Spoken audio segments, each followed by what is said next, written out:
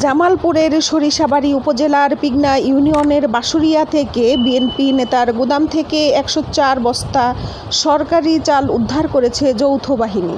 গতকাল সোমবার রাত 11:30টার দিকে প্রায় ৩ ঘণ্টা অভিযান শেষে কালোবাজারির জন্য অবৈধভাবে মজুত করা ভিজিডি কার্ডের চালগুলো জব্দ করা হয়। অভিযুক্ত গুদাম মালিক মোহাম্মদ আলী হোসেন, তিনি পিগনা ইউনিয়নের ৮ নং ওয়ার্ড বিএনপির সভাপতি ও বাসুরিয়া গ্রামের মৃত লাল মাহমুদের ছেলে। অভিযানের সময় তিনি পালিয়ে যাওয়ায় আটক করা সম্ভব হয়নি। পুলিশ ও অভিযানিক দল সূত্র জানায়, গোয়েন্দা তথ্যের ভিত্তিতে ও ভারপ্রাপ্ত উপজেলা নির্বাহী কর্মকর্তা লিজা রিসিলের নেতৃত্বে সেনাবাহিনী ও পুলিশ অভিযান চালায়। এ সময় প্রতি বস্তায় ৫০ কেজি করে ১০৪ বস্তায় ৫,২০০ কেজি দুস্থদের জন্য বরাদ্দকৃত সরকারি ভিজিডি চাল জব্দ করা হয়।